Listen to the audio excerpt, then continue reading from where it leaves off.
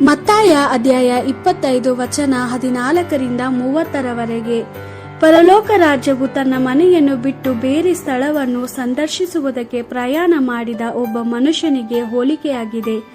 ಆ ಮನುಷ್ಯನು ತಾನು ಹೊರಡುವುದಕ್ಕೆ ಮುಂಚೆ ತನ್ನ ಸೇವಕರೊಂದಿಗೆ ಮಾತನಾಡಿ ತನ್ನ ಆಸ್ತಿಯನ್ನು ನೋಡಿಕೊಳ್ಳಲು ಅವರಿಗೆ ಹೇಳಿದನು. ಅವನು ಆ ಸೇವಕರ ಸಾಮರ್ಥ್ಯಕ್ಕನುಸಾರವಾಗಿ ಎಷ್ಟೆಷ್ಟು ಜವಾಬ್ದಾರಿಕೆಯನ್ನು ಕೊಡಬೇಕೆಂಬುದನ್ನು ನಿರ್ಧರಿಸಿದನು. ಅವನು ಒಬ್ಬ ಸೇವಕನಿಗೆ 5 ತಾಳಂತು, ಮತ್ತೊಬ್ಬನಿಗೆ 2 ತಾಳಂತು ಕೊಟ್ಟನು. 3ನೇ ಸೇವಕನಿಗೆ 1 ತಾಳಂತು ಕೊಟ್ಟನು. ಬಳಿಕ ಅವನು ಬೇರೆ ಸ್ಥಳಕ್ಕೆ ಹೊರಟು ಹೋದನು. 5 ತಾಳಂತು ತೆಗೆದುಕೊಂಡ ಸೇವಕನು ತಕ್ಷಣವೇ ಹೋಗಿ ಆ ಹಣವನ್ನು ವ್ಯಾಪಾರಕ್ಕೆ ಹಾಕಿ ಇನ್ನೂ 5 ತಾಳಂತು ಸಂಪಾದಿಸಿದನು. 2 ತಾಳಂತು ಹೊಂದಿದ ಸೇವಕನು ಅದೇ ರೀತಿ ಆ ಹಣವನ್ನು ವ್ಯಾಪಾರಕ್ಕೆ ಹಾಕಿ ಇನ್ನೂ 2 ತಾಳಂತು ಸಂಪಾದಿಸಿದನು.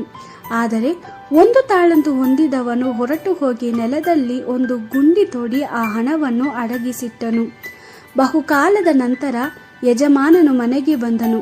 ತಾನು ಕೊಟ್ಟಿದ್ದ ಹಣದ ಕುರಿತಾಗಿ ಅವನು ಸೇವಕರನ್ನು ವಿಚಾರಿಸಿ ಲೆಕ್ಕ ಕೇಳಿದನು.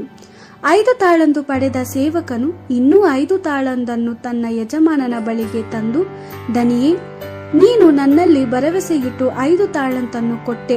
ನಾನು ಅದನ್ನು ವಿನಿಯೋಗಿಸಿ ಇನ್ನೂ 5 ತಾಳಂತು ಸಂಪಾದಿಸಿದ್ದೇನೆ ಎಂದನು. ಯಜಮಾನನು, ನೀನು ನಂಬಿಕಸ್ಥನಾದ ಒಳ್ಳೆಯ ಸೇವಕ, ಆ ಸ್ವಲ್ಪ ಹಣವನ್ನು ಒಳ್ಳೆಯ ರೀತಿಯಲ್ಲಿ ಉಪಯೋಗಿಸಿದೆ.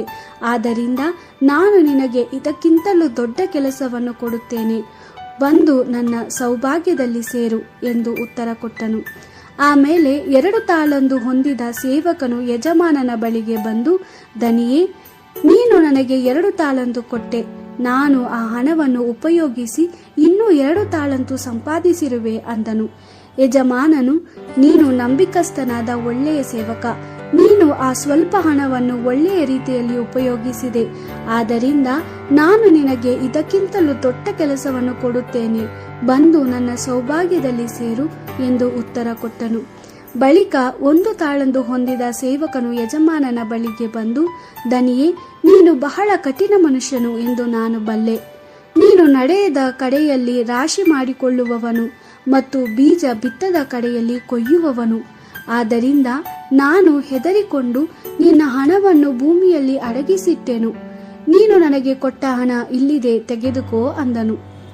ಅದಕ್ಕೆ ಯಜಮಾನನು, ನೀನು ಸೋಮಾರಿಯಾದ ಕೆಟ್ಟ ಸೇವಕ, ನಾನು ನಡೆದ ಕಡೆಯಲ್ಲಿ ರಾಶಿ ಮಾಡಿಕೊಳ್ಳುವವನೆಂದು ಮತ್ತು ಬೀಜ ಬಿತ್ತದ ಕಡೆಯಲ್ಲಿ ಕೊಯ್ಯುವವನೆಂದು ನಿನಗೆ ಗೊತ್ತಿದೆ. ಹಾಗಿದ್ದರೆ ನೀನು ನನ್ನ ಹಣವನ್ನು ಬಡ್ಡಿಗೆ ಕೊಡಬೇಕಿತ್ತು. ಆಗ ನಾನು ಅಸಲಿನೊಡನೆ ಬಡ್ಡಿಯನ್ನು ಪಡೆದುಕೊಳ್ಳುತ್ತಿದ್ದೆನು ಎಂದು ಉತ್ತರ ಕೊಟ್ಟನು. ಬಳಿಕ ಯಜಮಾನನು ತನ್ನ ಬೇರೆ ಸೇವಕರಿಗೆ, ಅವನ 1 ತಾಳಂತನ್ನು ತೆಗೆದುಕೊಂಡು 5 ತಾಳಂತು ಹೊಂದಿರುವ ಸೇವಕನಿಗೆ ಕೊಡಿರಿ. ತನ್ನಲ್ಲಿರುವುದನ್ನು ವಿನಿಯೋಗಿಸುವ ಪ್ರತಿಯೊಬ್ಬನಿಗೂ ಹೆಚ್ಚಾಗಿ ಕೊಡಲ್ಪಡುವುದು, ಆದರೆ ತನ್ನಲ್ಲಿರುವುದನ್ನು ವಿನಿಯೋಗಿಸದಿರುವ ವ್ಯಕ್ತಿಯಿಂದ ಇದ್ದದ್ದನ್ನು ಕಸಿದುಕೊಳ್ಳಲಾಗುವುದು ಎಂದು ಹೇಳಿದನು. ಬಳಿಕ ಆ ಯಜಮಾನನು ಕೆಲಸಕ್ಕೆ ಬಾರದ ಆ ಸೇವಕನನ್ನು ಜನರು ಗೋಳಾಡುತ್ತಾ ಬಾಧೆಯಿಂದ ತಮ್ಮ ಹಲ್ಲುಗಳನ್ನು ಕಡಿಯುತ್ತಿರುವ ಕಗ್ಗತ್ತಲೆಯ ಸ್ಥಳಕ್ಕೆ ದಬ್ಬಿರಿ ಎಂದು ಆಜ್ಞಾಪಿಸಿದನು. ದೇವರ ವಾಕ್ಯವಿದು. ದೇವರಿಗೆ ಕೃತಜ್ಞತೆ ಸಲ್ಲಲಿ.